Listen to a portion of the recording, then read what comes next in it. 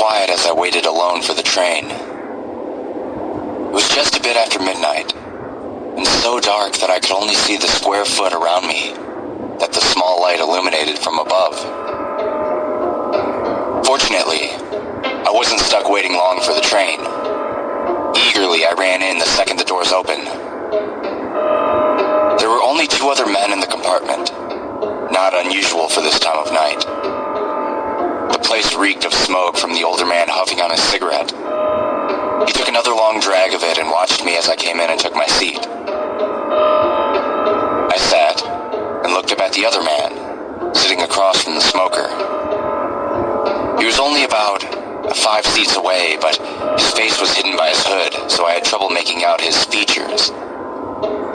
His eyes, though, I could see them clearly.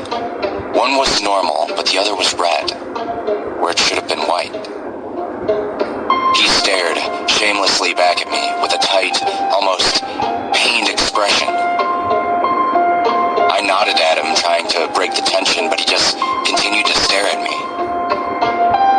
So I looked out the window, trying to ignore his gaze, but I could still feel his eyes on me.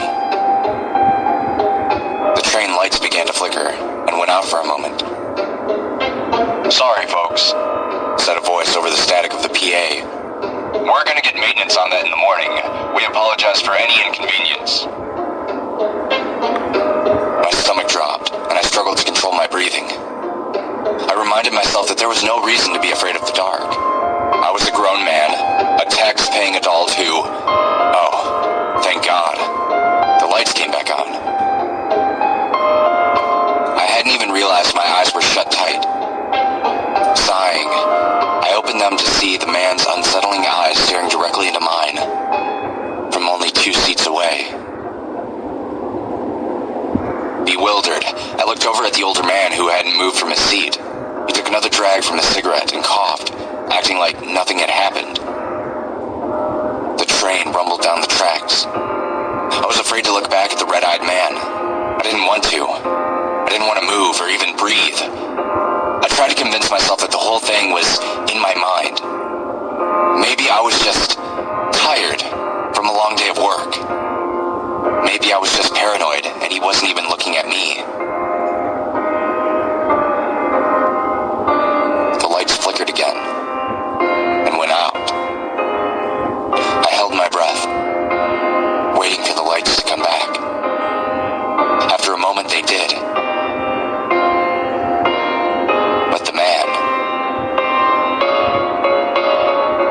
he was in the seat next to mine, his face only a few inches away from me.